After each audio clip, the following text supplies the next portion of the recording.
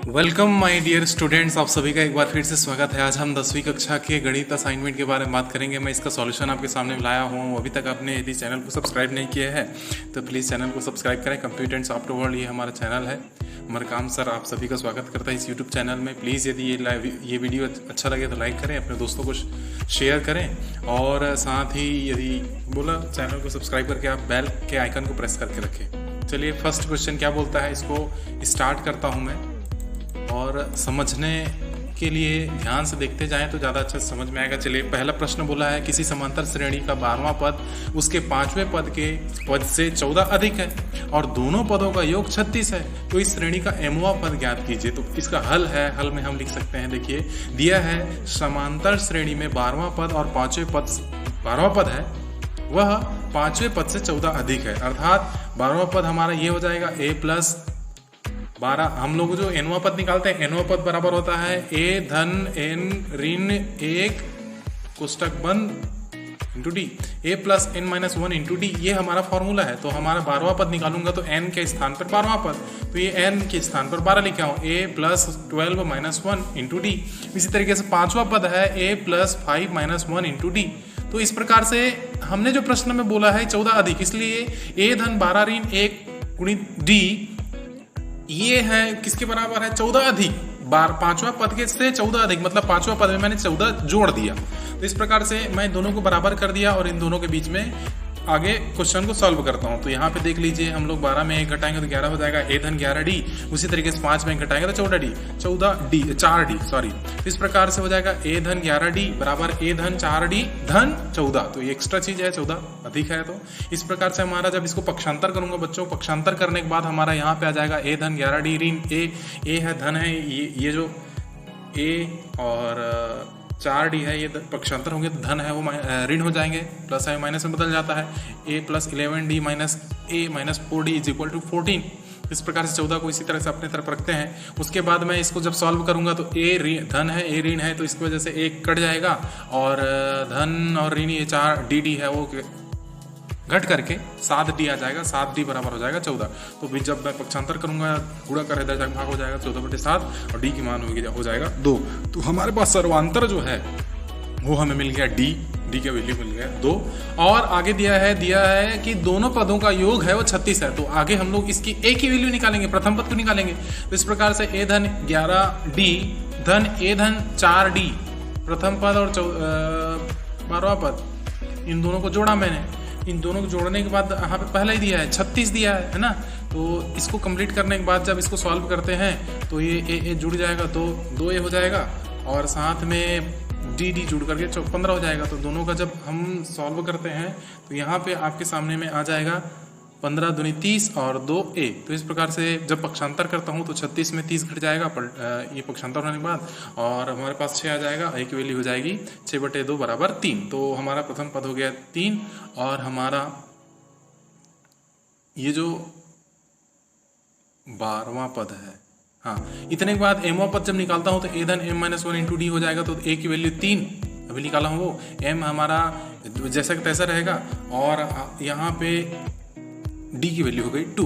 तो जब इसको कंप्लीट करते हैं तो ये 2 इधर आ जाए, 2 का जो गुणा है वो 2m से हो जाएगा, 2m हो जाएगा ऋण 2। तो इस प्रकार से 3 धन 2m ऋण 2, जब ये 3 और ऋण 2 दोनों घटेंगे तब हमारा हो जाएगा 2m धन 1, यही हमारा mवां पद हो जाएगा बच्चों। ये क्वेश्चन का आंसर है। आपके पुस्तक में भी ये क्वेश्चन प्रश्नावली में दिया हुआ है, आप इसे देख करके बिल्कुल समझ सकते हैं। अच्छा लगे तो प्लीज़, मैं पहले बार बोल रहा हूँ, अपने दोस्तों को शेयर करें और लाइक करें। कोई डाउट हो तो कमेंट पूछ सकते हैं ताकि मुझे भी अच्छा लगे। इस प्रकार से दूसरा क्वेश्चन बोलते हैं समांतर श्रेणी 5 और 15 का अंतिम पद, सॉरी यहाँ पे 22 भी है, मैं लिखना भूल गया यहाँ पे, 218 है, तो पदों की संख्या ज्ञात कीजिए। हल जैसे कि समांतर श्रेणी दिया है 5, 15, 22 ये दिया हुआ है हमारा, तो समांतर श्रेणी का अंतिम पद हमारा दिया गया है 218।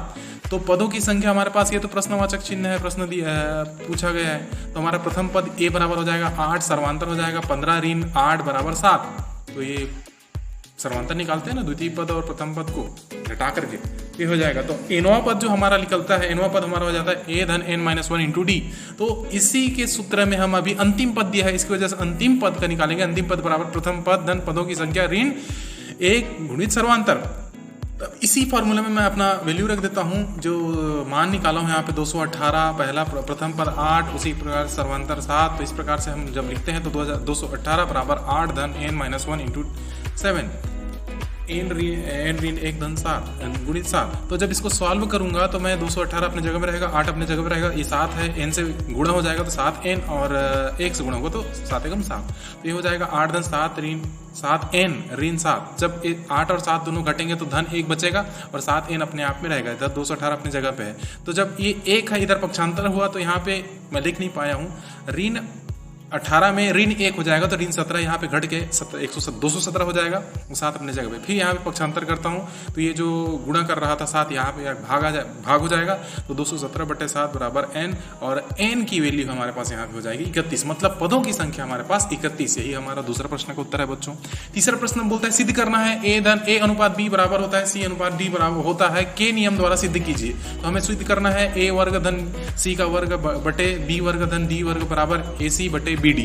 तो इस क्वेश्चन को पहले कुछ प्रश्न में दिए उनको देख लेते हैं। दिया है कि a समान है a अनुपात b बराबर c अनुपात d। तो इसको हम k के नियम से जब लिखते हैं तो a बटे b बराबर c बटे की d बराबर k, ये हम लोग लिख लेते हैं। अतः a बराबर b के और c बराबर d के, और लेफ्ट हैंड साइड को लेता हूं मैं दाहिने तक पक्ष को, तो A square plus C square बटे B square plus D square, A का वर्ग धन सी का वर्ग बी का वर्ग धन डी का वर्ग। जब इसके इस ए और सी के जो मान दिया है यहाँ पे हम लोगों ने अभी के नियम से निकाला है, उसी को मैं यहाँ पे रख देता हूँ। तो ए के जगह पे बी के का वर्ग और सी के जगह पे डी के का वर्ग। तो हम लोगों ने इस तरह से रख दिया इसके मान को, B square plus D square नीचे बटे में। अब जब आप वर्ग करेंगे तो बी अलग अलग वर्ग हो जाएगा। अभी नहीं, मैंने पिछले वीडियो में वर्ग के नियम बताया था, कोष्टक के अंदर में रहते हैं, दोनों में वर्ग लग जाता है अपने अपने में। बी स्क्वायर के square plus D square plus के स्क्वायर, बी का वर्ग धन के बी का वर्ग गुणित के का वर्ग, और इसी तरह से डी का वर्ग धन के का वर्ग। ये हमारा निकल गया। अब इसके बाद क्या कर देता हूँ मैं, के को बाहर निकाल देता हूँ। के है दोनों में कॉमन है, दोनों में समान है, तो इसकी वजह से इनको मैं बाहर उभयनिष्ठ निकाल लेता हूँ। बच जाता है मेरे पास बी वर्ग धन डी वर्ग, और नीचे में भी लिखता है लग जाता है बी वर्ग धन डी वर्ग। ऊपर में बी वर्ग डी वर्ग लिखा हुआ है, नीचे में भी बी वर्ग डी वर्ग लिखा है, इसलिए दोनों कट जाएंगे। मेरे पास केवल बचेगा के का वर्ग। ये मेरा लेफ्ट साइड में के का वर्ग आया, और राइट हैंड साइड में दाहिने भाग में ए सी बटे बी डी लिखा हुआ है। तो फिर से मैं ए और सी का मान रख देता हूँ, तो यहाँ पे भी यही हो जाएगा, ए बी के और डी के बटे बी डी। अब नीचे में बी डी है, जब फिर से यहाँ पे के को जब गुणा करेंगे तो के स्क्वायर हो जाएगा, और ये बी डी का बी डी रह जाएगा। तो के स्क्वायर को साइड में रख करके बी डी, ये जो ऊपर में बी डी है नीचे में बी डी है, दोनों कट जाएंगे, तो मेरे पास राइट हैंड साइड में बचेगा के स्क्वायर। तो इस प्रकार से लेफ्ट हैंड साइड और राइट हैंड साइड दोनों के वर्ग आया, इसकी वजह से हमारा प्रूफ होता है। ये हो गया हमारा तीसरा प्रश्न। चौथा प्रश्न बोलता है बच्चों की संख्याएं 10, 18, 22, 38 में से हर एक संख्या में क्या जोड़ा जाए कि ये संख्या समानुपाती हो जाए। हमें इसको समानुपाती बनाना है, तो माना दिया गया संख्या में x जोड़ा जाए। x है बच्चों यहाँ पे, ये क्वेश्चन जैसे कि यहाँ फिलहाल गलत हुआ है, तो ये हमारा x है। तो यदि हम मान लेते हैं इसको, इसमें सभी संख्याओं में x जोड़ेंगे तो समानुपाती होगा, ऐसा करके मानते हैं। तो धन 10 धन x, 8 18 धन x, 22 धन x, 38 धन x, इस प्रकार से मैंने एक संख्या जोड़ दिया इसमें।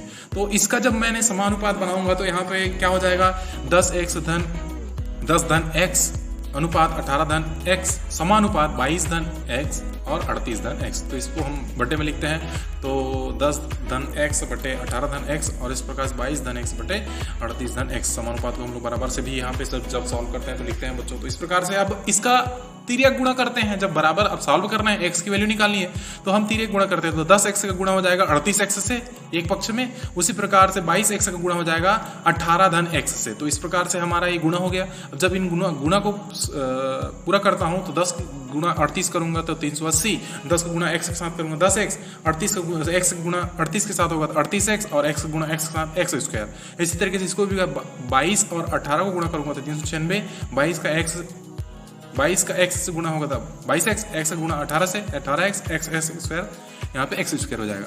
इस प्रकार से जब आप पक्षांतर करते हैं, देखिए x वाले को एक साइड में कर दिया और नॉर्मल संख्या को एक तरफ कर दिया। x स्क्वायर यहाँ पे है, माइनस x स्क्वायर दोनों कट जाएंगे, यहाँ पे माइनस हो जाएगा।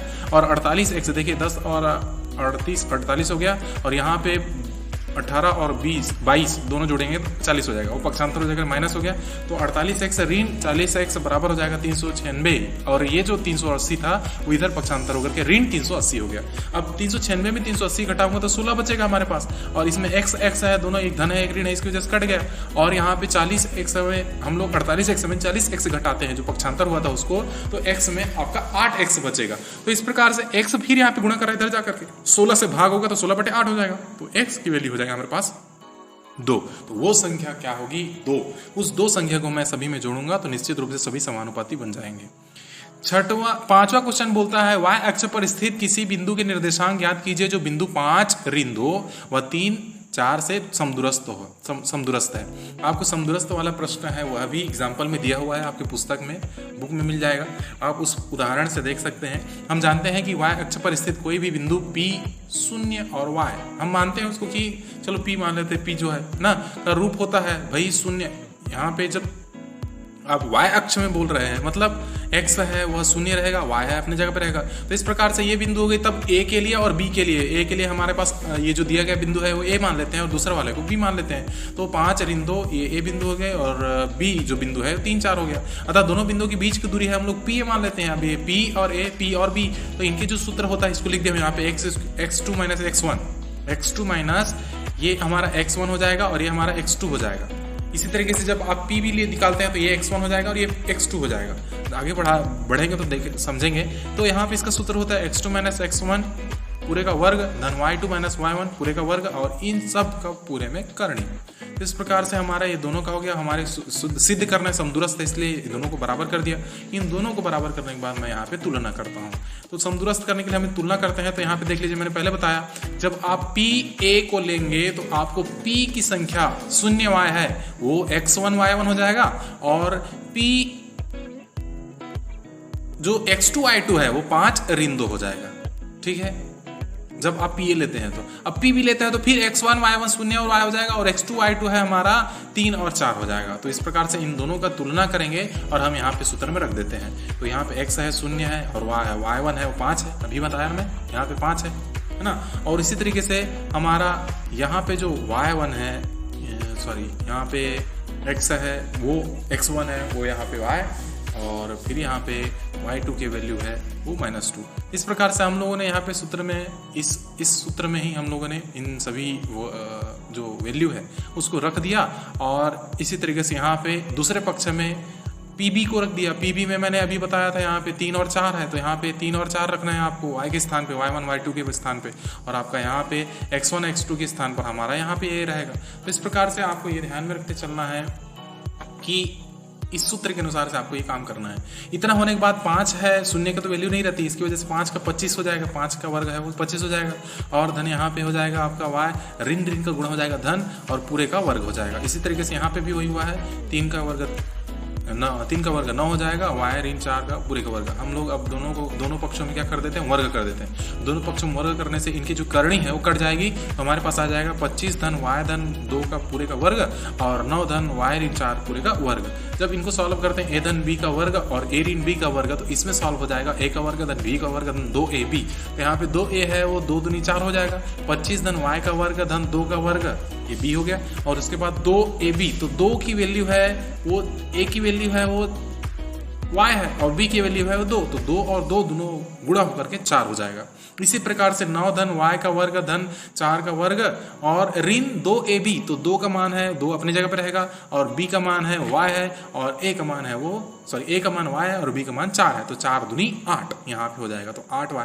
तो इस प्रकार से इसको फिर से हम पक्षांतर करते हैं, पहले से सॉल्व कर लेते हैं कि 4 का वर्ग और 2 का वर्ग और 4 का वर्ग कितना कितना उसको बना लेते हैं। तो 25 y का वर्ग धन 4y बराबर 9 धन y का वर्ग धन 16 ऋण 8y। जब इसको आप पक्षांतर करते हैं मिला जोड़ते हैं तो 25 और 4 हो जाएगा 29 और 16 और 9 हो गया 25। अब पक्षांतर कर दीजिए y वाले y पक्ष में और नंबर है वो अपने पक्ष में। तो इस प्रकार से आपका y वर्ग ऋण y वर्ग धन था वो पक्षांतर हो गया, दोनों कटने के लिए इधर आ गए और 4y है उधर का ऋण 8y है वो इधर आकर धन हो गया, तो 4y धन 8y बराबर हो जाएगा 12y और ये 29 था ये माइनस हो जाएगा इधर आकर के, तो ऋण 4 हो जाएगा।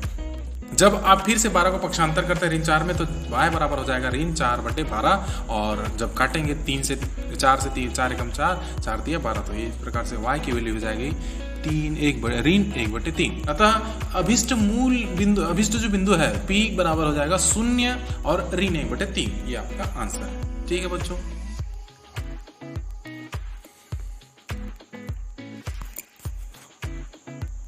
छठवां प्रश्न आगे कहता है कि मूल बिंदु से होकर जाने वाली उस सरल रेखा की प्रवणता ज्ञात कीजिए जो बिंदु 2, 3 से होकर जाती है, इस बिंदु से भी होकर जाती है। तो यहाँ पे दिया गया है प्रश्न में कि बिंदु का निर्देशांक दिया है 2 और 3।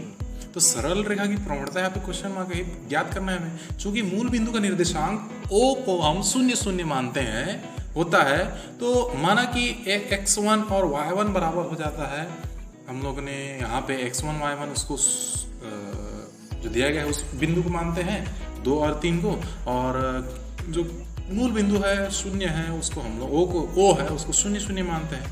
तो हम जानते हैं OA की प्रवणता बराबर होता है y2 माइनस y1 बटे x2 माइनस x1। तो हम लोग अभी बनाया ना यहाँ पे, तो प्रथम बिंदु, द्वितीय बिंदु, ये जो दोनों बिंदु है इसको x1 y1 और x2 y2 मानते हैं। तो इस तरह से हम लोग यहाँ पे वैल्यू रख देते हैं, इसके जो मान है उसको रख देते हैं।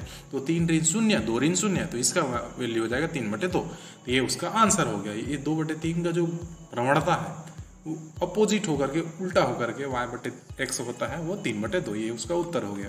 अंतिम प्रश्न है, वो एक व्यक्ति द्वारा 5 सप्ताह तक उपयोग किए गए प्याज की मात्रा किलोग्राम में निम्न सारणी में दी गई है। सप्ताह एवं उपयोग किए गए प्याज की मात्रा के बीच आलेख खींचिए, ऐसा दिया गया है। सप्ताह में 1, 2, 3, 4, 5 सप्ताह में उन्होंने प्याज की मात्रा 1 kilo, 2 kilo, 3 kilo, 4 kilo, 5 kilo, ऐसा किलोग्राम में दिया हुआ है।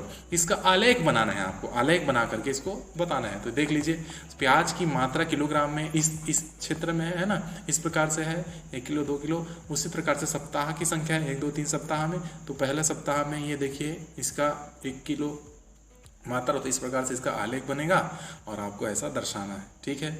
पैमाना मैं यहाँ पे दर्शाना भूल गया हूँ, आपका पैमाना यहाँ पे कितना है उसको लिखना पड़ेगा। ठीक है। तो इस प्रकार से ये वीडियो आपका कंप्लीट होता है। ये वीडियो अगर आपको अच्छा लगे तो लाइक करें, शेयर करें। आज की वीडियो में इतना ही। Thank you very much.